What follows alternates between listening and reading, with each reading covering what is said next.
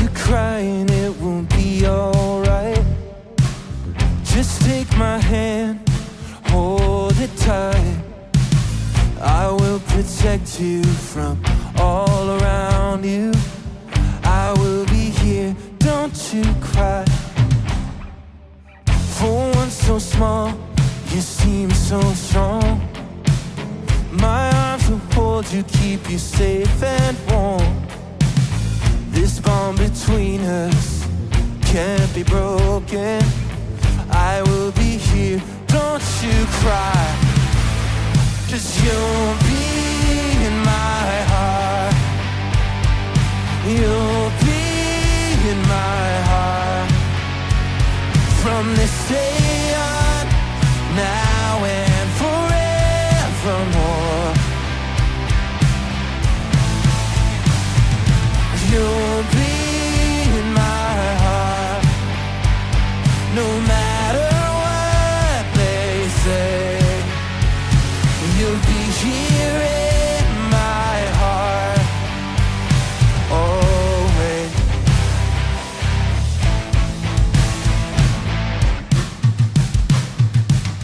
Why can't they understand the way we feel? They just don't trust what they can't explain. I know we're different, but deep inside us, we're not that different at all. You'll be in my heart. You'll be in my heart. From this day on, now and forevermore. Don't listen to them, 'cause what do they know? We need each other to have to hold. They'll see in time, I know. When destiny calls you, you must be strong. They may not be with you, but you got to hold on. They'll see in time, I know. We'll show them together, 'cause you'll be in my heart. You'll be in my heart. From this day on, now and forevermore.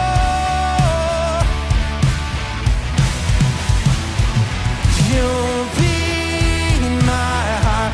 You'll be here in my heart. They say you'll be here in my heart always.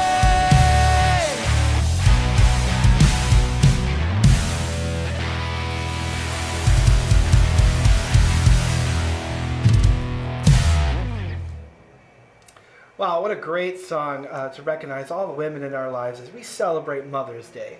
That song reminds me of my wife and the special bond that she has with our kids. In fact, my wife, she runs our entire family and our entire house, and I don't know what we would do without her. She also helps run some of the Ridge family as well, as she serves on staff right here. Jody, I do not know what we would do without you. I absolutely love the way that you serve as a wife, a mom, and a follower of Jesus. Yeah, I got to tell you, we're pretty lucky dudes in many ways. My wife also works here at the Ridge. Big shout out to her. She is an amazing mom and someone that I truly look up to, and some of my kids really look up to. Travis, my oldest, he just had his birthday this last week. He just turned 14, and I got to say, since day one, Kelly's just been an amazing mom. Truly cares, truly loves, and again, someone our kids look up to. Also want to send a special shout out to all the moms and ladies watching. This is the day that we try to explain to you how much you mean to us and how you truly influence who we are on a daily basis. Now, if you'd like to drop a name of a special mom or lady in the comments, go for it. We'll have our online team will be praying for them throughout service. And while you're doing that, let us give you the official welcome to the Ridge Community Church Online. My name is Nathan, this here is my buddy Tim, and we're just happy that we get to spend this day and this Mother's Day with all of you. We're also continuing our third week of this series called Detours. Now, if you haven't been able to join us for the first 2 weeks, you can catch up over on our YouTube channel. Yeah, sometimes we face that fork in the road. Sometimes life just veers off into a different direction. That's normal. That's okay. We have detours. We all go through detours. And sometimes we navigate those twists and turns in life, and we ask ourselves, well, what do I do? What's next? And I'm happy to tell you that we are working through this series right now, Detours, that we will start to explore some of those areas where we are twisting and turning. And that's okay, because even though you face these twists and turns, the Ridge wants to be a church that brings the hope of Jesus to you wherever you are. And we want to be sure that if you have any questions about what it means to follow Jesus, or if you have questions about the Ridge, or you just need some prayer, and we're here for you. We want to know about that. So all you need to do is go ahead and fill out the Let's Connect form, and you can do that by texting the word connect to the number on the screen. Just fill out the information that's bounced back, or you can simply scan the QR code. Now, in just a moment, we're going to head on into our Greenfield Auditorium and sing to God together as we join our band and celebrate the great things that God has done in our lives. And then Tim and I, we're going to be back to discuss some next steps that we could all be taking if we've got questions about God, faith, and just life in general. We'll be back in just a moment. We'll head on into our auditorium now.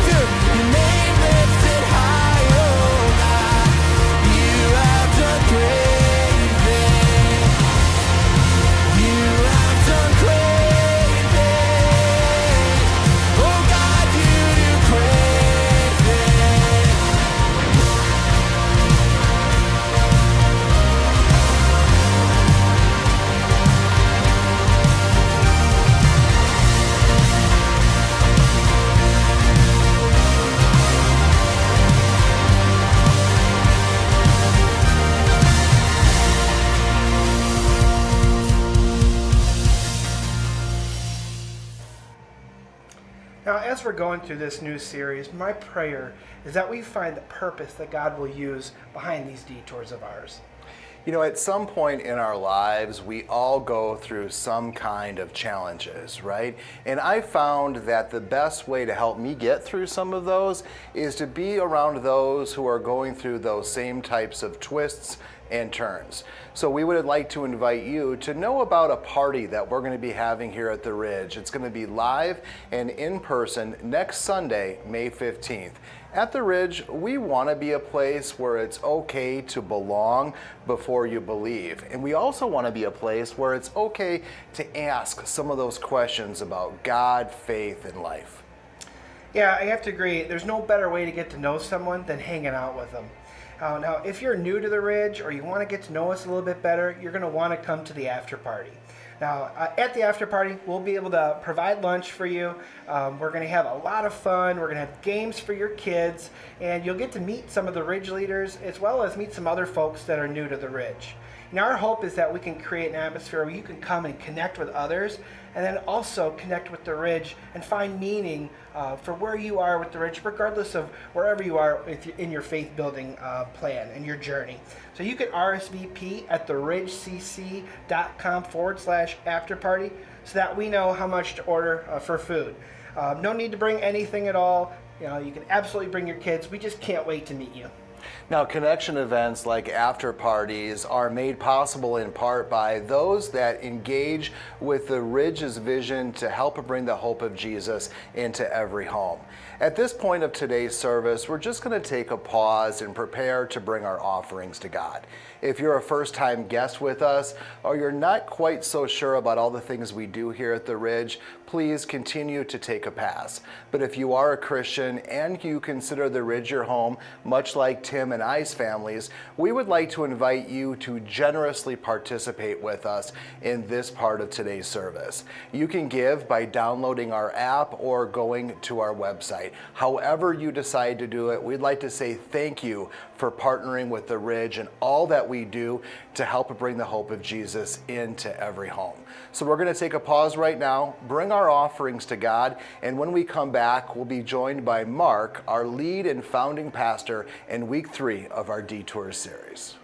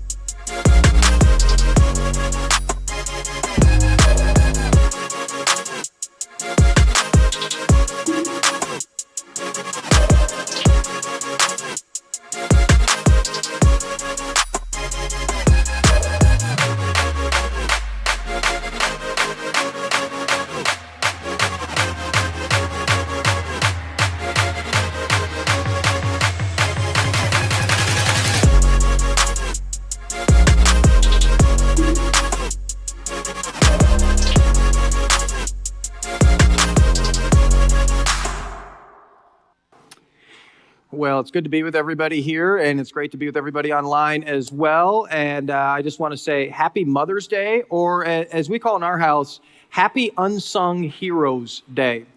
And the reason why we call that Unsung Heroes Day is because moms, you do so much sacrificing behind the scenes, and you just kind of keep it all together.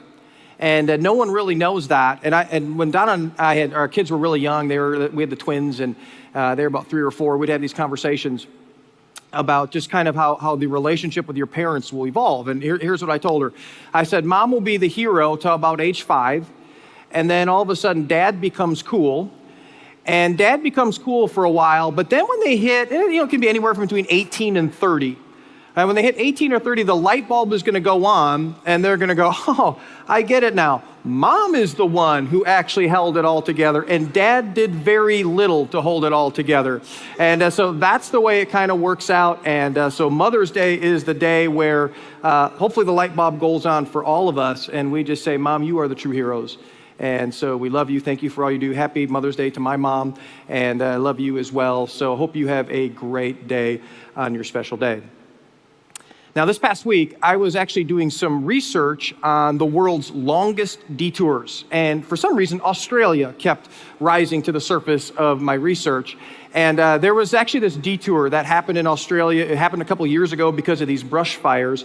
And it closed this highway called the Erie Highway. It's a highway that connects southern and western Australia together. It's about 1,000 miles worth of road. And when this road was closed, when you went to Google Maps, it gave you an alternative route. And so here's a picture of the alternative route. And so here's the highway, here's the route you were supposed to take right here, which was about a 19-hour drive. But this is the alternate route that you had to take because of the fire. Do you know how long this drive is? 47 hours, 30 hours more. Now, that's a true detour right there. And over the last few weeks, we have been digging into this whole idea of detours. And as we've been looking at our lives, we've been saying our lives, it doesn't go in a straight line. But our lives are really a series of detours. And we don't like detours. I mean, we don't like them when we drive, and we definitely don't like them when they hit our lives, because when the detours hit our lives, it often changes the very direction of our lives. But as we've been going through this series, we've been looking at a new definition of detours. And this definition is meant to give us just a different perspective of what a detour can be. And this definition was given to us by Pastor Ashley Woodridge out at a great church called CCV, and they've been such a great help in this series as well. But let me read to you this definition, Ashley's definition of detour. He says, detour is a change in our plans. And once again, we don't like a change in our plans. We want our plans to be our plans that God uses. And this is kind of the different perspective idea. Uses to develop our character, and we looked at that a little bit in week 1, and we're going to look at that more today, and competency, and we're going to talk about that more today, so we can arrive at a better destination. Not just different, but actually better. And then if, and this is a big if, and this is what we hope to do throughout the series, if we allow him to do that in our lives. And so this isn't just about how do you handle detours, this is how can we thrive in the midst of them so we can end up at that better destination that we are talking about. Now, the way that we are doing that is that we are looking at the life of a guy named Joseph. And Joseph, when you look at his life, I mean, his life went through some painful and challenging just twists and turns. And so if there's anyone who's an expert on detours, it is our guy, Joseph. Now, today what we're going to do is we're going to look at, it's kind of considered detour number 3, but it's blurred in with detour number 2 a bit. And so to kind of get into this one, we have to look back at detour number 2. And if you weren't here last week, we talked about how Joseph was wrongly accused of raping his boss's wife. And so he ends up getting thrown in jail for doing the right thing.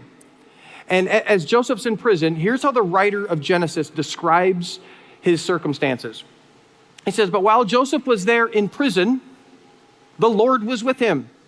He showed him kindness and granted him favor in the eyes of all people, the prison warden. And so Joseph's in jail for doing the right thing, and it says the Lord was with him. And it's like, no. The Lord isn't with him. The Lord has abandoned him. Because if the Lord was with him, he wouldn't have even sniffed prison. And he wouldn't even know, much less have the favor of the prison warden. I mean, he would be doing really well in his life and getting promoted in a much better environment than this. But it's this idea right here, that God was with Joseph in prison, that this challenges us so much. Because when a detour hits our lives and we find ourselves in a financial or a relational, maybe it's a physical, maybe it's a career prison, you know, we tend to think God must not be with us, because if he was with us, we wouldn't be going through what we're going through right now. But as we see in Joseph's life, none of us is exempt from the pits or prisons of life. And we also see in Joseph's life is that when we're in a prison, God hasn't abandoned us. God is very much with us just as he was with Joseph. But it's a lot easier to see that when we're on the other side of the detour, but it's very challenging to see we're in the middle of the detour. And that's where we're going to pick up Joseph's story today, when he's in the middle of a detour. And here's how the writer describes it. It says, sometime later, the cupbearer and the baker of the king of Egypt, which is Pharaoh, offended their master, the king of Egypt. Pharaoh was angry with his two officials, the chief cupbearer and the chief baker, and put them in custody in the house of the captain of the guard. And then listen to this, in the same prison where Joseph was confined. Now we hear cupbearer and baker and we think, oh, those are two people that must have been really low on the totem pole. But I want you to think of this. They would be the equivalent of like the Secret Service for the president. Because back then, everybody was trying to knock off Pharaoh because they wanted his position. And so these two guys, I mean, they guarded his food and they guarded his drink so people couldn't knock him off. And so these two right here, they were considered a part of the inner circle of Pharaoh. And for some reason, we're not really told, they offend Pharaoh so much so, and obviously you don't want to offend Pharaoh, he decides to throw him in jail. And they end up not just in any jail, but the exact jail as our guy, Joseph. And then the writer continues, it says, the captain of the guard assigned them to Joseph, and he attended them. And so what we see in Joseph's story is that while he's in prison, he begins to get promoted.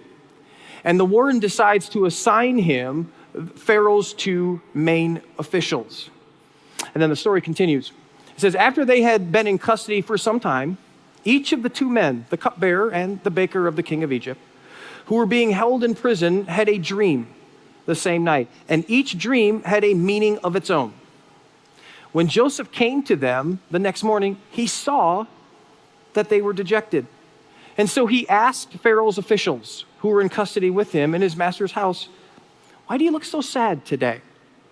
Now, it's so easy to just kind of gloss over this exchange, but this is a very significant exchange in Joseph's life. Because in week one, we were introduced to 17-year-old Joseph.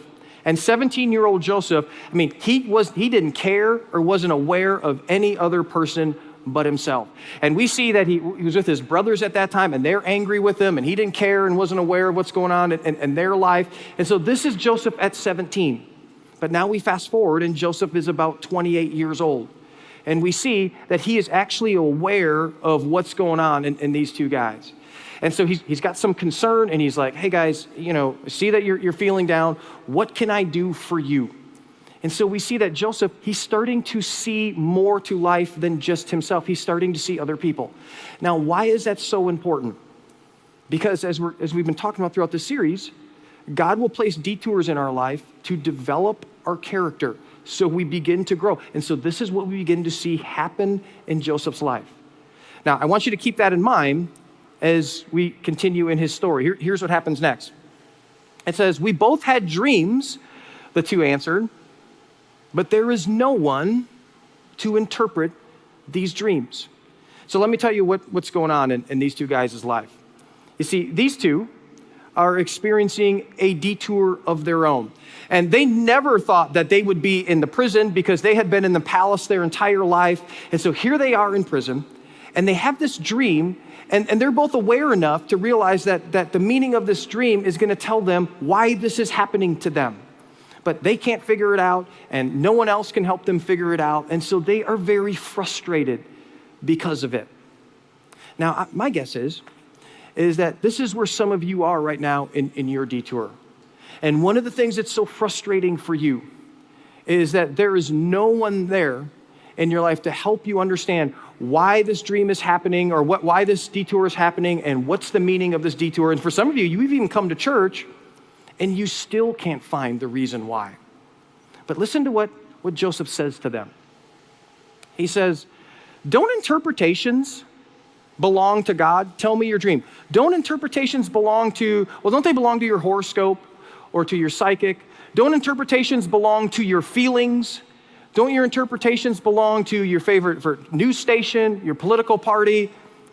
Joseph goes, no. Interpretations about our detours belong to none other than God himself, the one who is allowing the detour to happen. Now, this is very challenging for us Because I would bet for the most part, when a detour hits our life, God is the last place we turn to figure out why this is happening and what is actually going on with our lives. We turn to everyone and everything else. So what I want to do is I want to just hit the pause button on Joseph's story for a minute. And what I want to do is I want us to look at Joseph's detour as we know it right now. And I'm going to pull 3 things from his detour that'll help us to learn to navigate detours when they come into our life, no matter how painful these detours may be. So 3 things that we can learn about detours. Here's the first thing that we can learn. Your circumstances, they must be interpreted through God's lens, or they must be interpreted through God's perspective. Am I the only one who struggles with seeing other people's perspectives, when other people have perspectives, that taking them into account when they're different than my perspective? I mean, when their perspective is different than mine, I just really struggle with that whole thing. And I don't know if you struggle with that or not, but the reason I struggle with that is because I just like control of things. I just like it when everything kind of lines up with each other, that our perspectives all line up, because then life just makes sense, doesn't it? One of the areas that this plays out in my life more than any other area is of all places, my marriage. And so when Donna and I got married, I was pretty young. I was about 24, at least I felt like I was very young at that time. I was 24 years old. And I'll tell you what, I was just like, she's weird. I got to be real honest with you. She's really strange. Her perspective on some things, we'd have these conversations, and I would be like, girl, what planet are you from? They should write a book about different planets and male and female. It was just, we were just so different in our perspectives. And I began to realize that men and women think so differently than one another. God really designed us so differently. In fact, in many ways, and I don't know if you know this or not, maybe you've heard this before, in many ways, a man's mind is that we have boxes. And, we have boxes for we have a box for our kids. We have a box for our career. We have a box for finances. We have a box for our hobbies. We have a box for relationships. We even have a nothing box. Maybe you've heard this before, but ladies, if you've ever asked a guy, hey, what are you thinking about? And we said nothing. Yeah, we meant it. We weren't just, trying to blow you off. We really mean that, because we have a nothing box.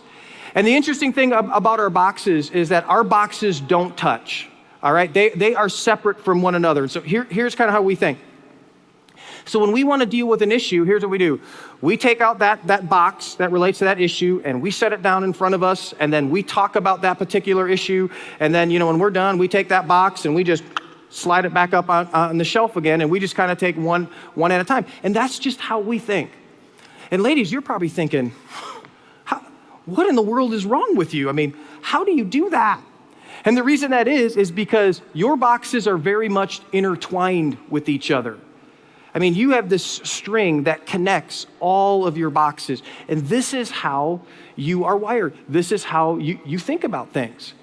And so when it comes to marriage, I am constantly trying to learn how to see things from Donna's perspective.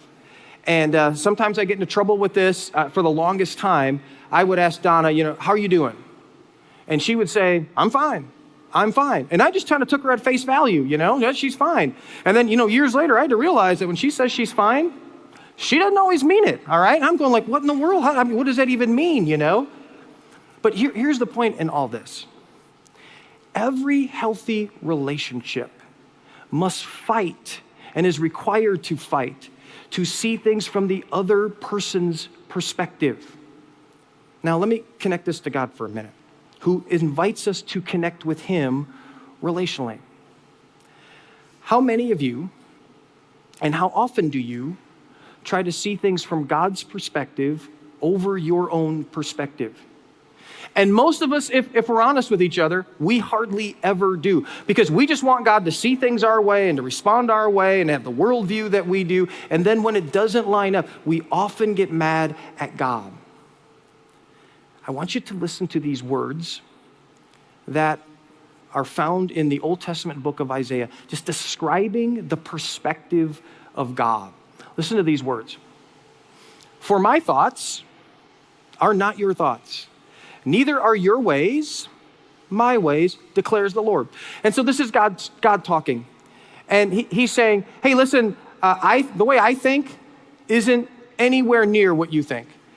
And how I respond is in no way the way you respond. And so it's kind of like, okay, God, how different are we really? How big is the gap? Well, he tells us, as the heavens are higher than the earth, so are my ways higher than your ways, and my thoughts than your thoughts. And so God's basically saying, hey, you know what? We're in different galaxies. Because how God sees things is that he sees further ahead and he sees clearer than we do. You know, we tend to see just in the here and the now, and we see our life and our picture and all that stuff. But what God sees is he sees the bigger picture. And he sees not only what this means for our lives, but what this means for all the lives and the world around us and how they all connect together. And so when you're in a detour, one of the most important things and the hardest things that we can do all at the same time is to just kind of step back and ask a bigger picture question. What's the bigger plan that God might be trying to do here? And this takes such humility, because this means we have to say, all right, God, I know and see, but I don't know and see what you know and see. And so when it comes to our detours, one of the things that we got to understand is we got to begin to see things through a different filter. And that is to see things through God's lens and through God's perspective. Second thing we learn about detours is this, is that training for greater things always takes place in lesser things. You know that some of our detours that we're experiencing, they are actually a test for us.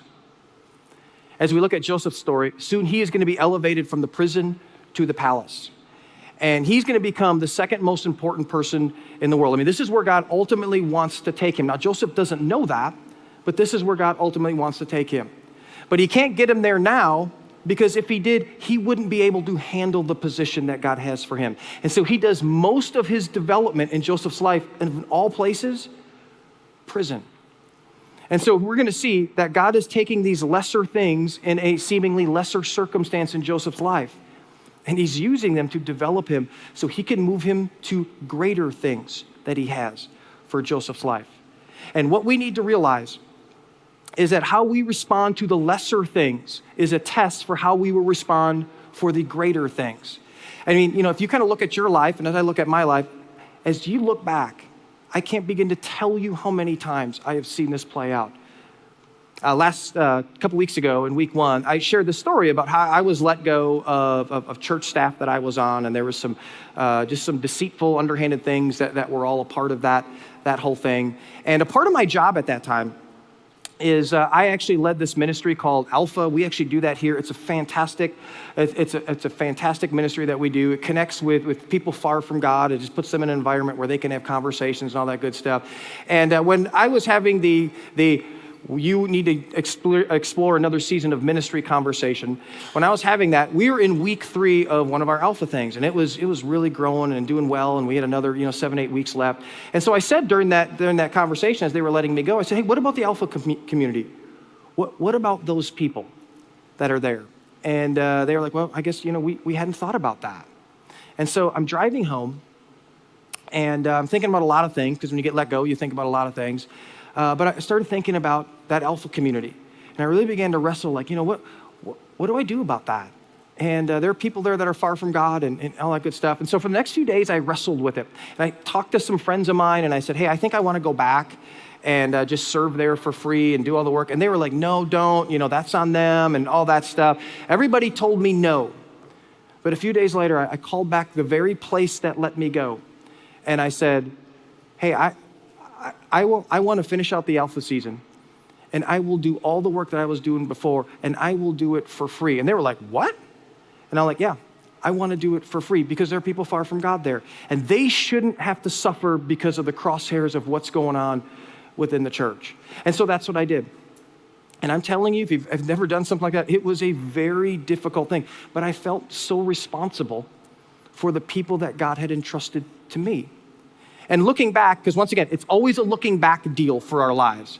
Looking back, I think that this was just one of those tests that God was saying, I want to see how you will handle that situation that I allow to be put in your life. You know, Jesus himself, he talked about this whole idea. And here's what he said. Whoever can be trusted with very little can also be trusted with much. And whoever is dishonest with very little will also be dishonest with much. And you know, we all want much. I mean, we all want the bigger stuff. But Jesus says, don't you ask God for bigger things if you are not faithful with the little things, because God is a God of process. And how we handle the little things matters very much to him. Let me ask you a question. How do you know what's in something? I mean, what's really in something? I mean, how do you know what's in a sponge? How do you know what's in a piece of fruit? How do we know? Well, here's how we know, right? We squeeze it. And when we squeeze it, what's in it, what's really in it, comes out of it. And we tend to look at our lives and we look at God and we go, God, I'm ready for the bigger stuff. I want the bigger stuff. I want to make the biggest impact with my life. But the way we assess the readiness of our life is very different than the way God assesses the readiness of our life. See, we look at the outside circumstances and we go, I'm ready. But God looks at the inside of things. And for some of us, the detours that we are experiencing right now are actually a test that God is doing in our life, because he wants to see what's inside of us. And you know what? We need to pay attention to those things, because don't you want to know what's really inside of you? You know, what's the area in your life right now that God might be testing you in? You know, what's the area of your life that God is watching right now because he wants to see how you handle things? And see, what you're going to realize is God is squeezing you because he wants to develop you. And this is the kind of detour, and this is what makes these detours so great. This is the kind of detour that God will take an ordinary person and he will use them to do extraordinary things. And so we need to realize that detours are often a training for the lesser things, and so God can prepare us for the greater things. Final thing about detours is the length of the detour is often dependent on the speed at which we grow. And so the length of it, how long it lasts, is dependent on the speed at which we grow. Now, this makes complete sense when you think about it. Because if detours are there for our development, wouldn't it make sense that the length of the detour is somewhat determined by the speed at which we are willing to submit to God? So here we have Joseph, and he is in a master class of development. And he has just given God credit for interpreting the cupbearer and the baker's dreams. And as a result, they actually get released from prison. And here's what the writer of Genesis says. So when 2 full years had passed, in other words, Joseph's still there, Pharaoh had a dream.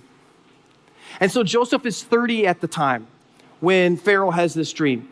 And we don't know how long he's been in prison, but here's what we do know. The first detour that Joseph went through is much longer than this second one that he goes through. You know, the first one that he goes through that we looked at in week 1 is about 11 to 12 years. How long is he in jail? We know roughly between 2 and 3 years. Now, why is that, do you think? I think one of the reasons is because Joseph is really beginning to grow right now. And he's growing so much more when he's younger, and so the faster he's growing, God is kind of taking those detours and he's shortening the length of those detours. And let me show you why this is happening. See, we're going to see as Pharaoh has this dream, no one can interpret this dream. And so the cupbearer who was with Joseph in jail, he goes, oh yeah, hey, this dude Joseph who's in prison, he interpreted my dream.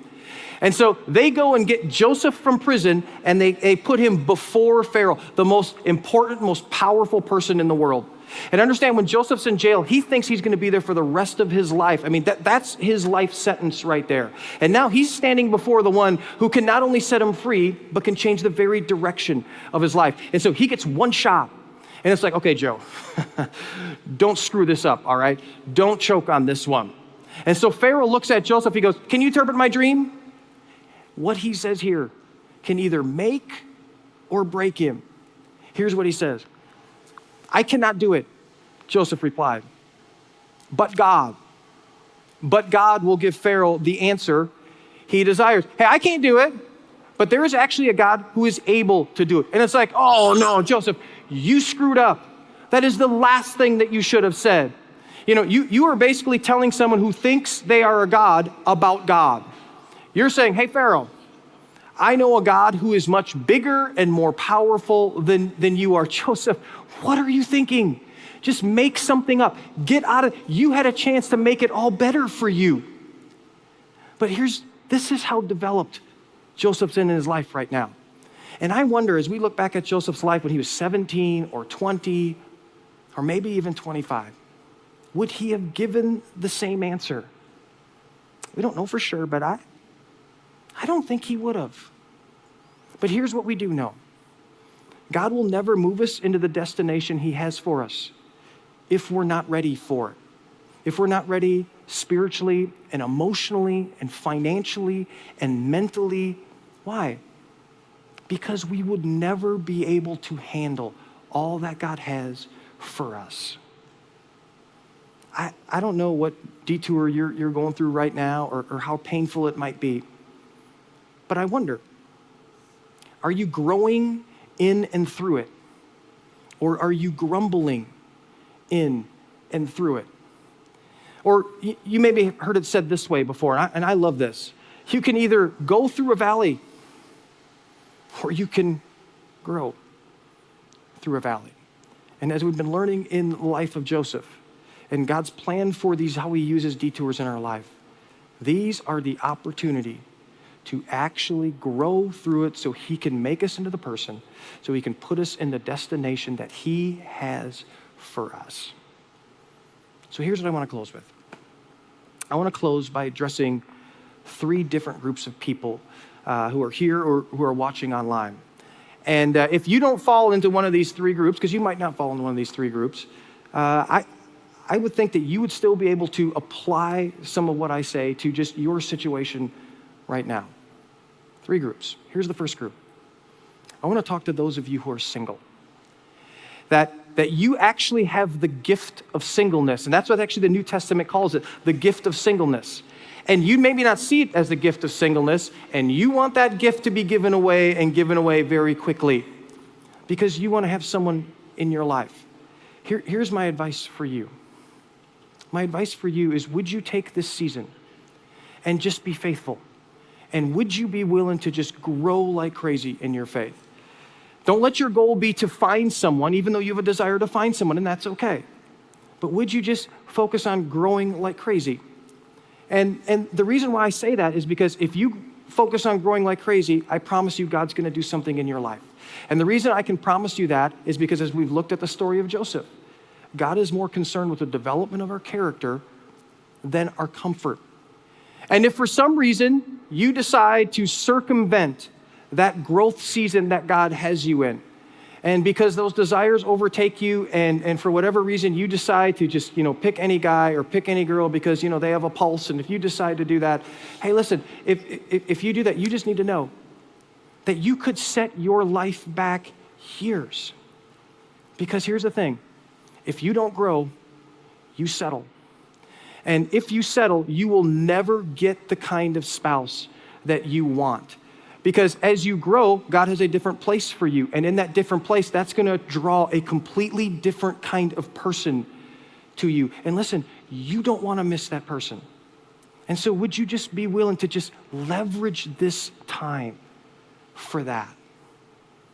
The second group that I want to address are those of you who are married and your marriage is really struggling right now. I mean, it's bad. I mean, you're barely roommates right now. I mean, you're just kind of hanging on. Here's my simple advice for you. Would you be willing to begin to see things through the other person's perspective? And my guess would be, if you're in that place right now, you can't really do that well because things are just so bad. And so would you be willing to take this second step? And would you be willing to go and see a Christian counselor? And we happen to have a group of Christian counselors that we have vetted for you. And so if that's you, I cannot encourage you to do that enough. And so if that's you, when you walk out of here, head to the next steps room, and someone on the team will hand you a list of counselors that we have vetted for you. Online, you can fill out a Connect card to do that, and we can recommend that to you as well. But listen, there's no shame. There's no shame in admitting we need help. I see someone. Listen, and God has used it to bring so much healing into my life. And you know what? He will do the same for you if you allow it. Final group I want to talk to are those of you who are you're struggling in your career right now. I mean, you're frustrated because as you look at your career, you see everybody that's just kind of passing you by, and they're getting these promotions and they're getting the raise and they're successful, and you're just frustrated because you feel like you're not. Listen, my advice for you is this. Would you just be willing to be faithful with whatever God has in front of you and stop looking everywhere else but where you are now? Because it just might be that God is saying, hey, if you're not going to be faithful with the little things I put in front of you, why would I give you greater things? Because you're not going to be faithful in those. And so would you just trust God's timing right now in your life? That through this hard season, that he is actually doing something really significant in your life. You just don't know what it is yet. So if you're on a detour, and we're either going into one, we're on one, or we're coming out of one. But if you're in a detour right now, would you be willing to see things through God's perspective? And if you don't know what it is, would you just begin to ask God and wrestle with God about what that may be? And would you be willing to just be faithful with whatever God has in front of you? Don't fight God during this season. Because if you allow God, he will do great things through you in this season and in you during this season, because he will move you to a better place and a better destination where you will do even greater things. And let me tell you, you don't want to miss that story. Let me pray for us. Father, as we look at detours, and it's common ground for all of us. I mean, God, we go through a detour, and it's just our natural reaction to go, where are you? You've abandoned me. I've done something wrong. I mean, God, there's just all sorts of emotions and responses that we have. But just like Joseph, in our lives, you're in the middle. And you care about every turn and every twist and every high and every low. And you're doing things. And so, God, would we just be able to lean in during this detour? And we'd be able to ask the question, God, would you help us to just see what the bigger picture is here? What are you doing? Because my vision is limited. And would we be just able to take a look at just the small things, the lesser things, maybe the things that we've just ignored? And would we just start to not look ahead of us, but just look right in the moment now and be faithful with everything that you have put in front of us? And Father, as we do that, would you help us grow and to just take the length of that detour, and would you shorten it? Because we want to be in a place where you do the greater things, where you move us to a better destination that you have for every single one of us. So Father, thank you for that. Thank you that we can wrestle through that. And God, thank you for the great story that you are writing through all of our lives, because you didn't make us by accident. You made us for something great. And we want that. And we pray this in your name. Amen. So what's your biggest takeaway from today's service? You can ask yourself, why should I do what's right if still things can turn out wrong? Yeah, let us know in the comments, and be sure to give the video a thumbs up. While you're in there, be sure to subscribe to our YouTube channel, so that way you're always aware of when our videos drop. Hey, it was really great hanging out with you this weekend. Be sure to invite someone to join you next time as we start to tackle one of the most difficult detours, perhaps one of the most difficult detours to navigate. Now, as you go through and start to invite folks, remember, we are living out our God's vision to bring the hope of Jesus into every home. And we hope you have a great week. Take care.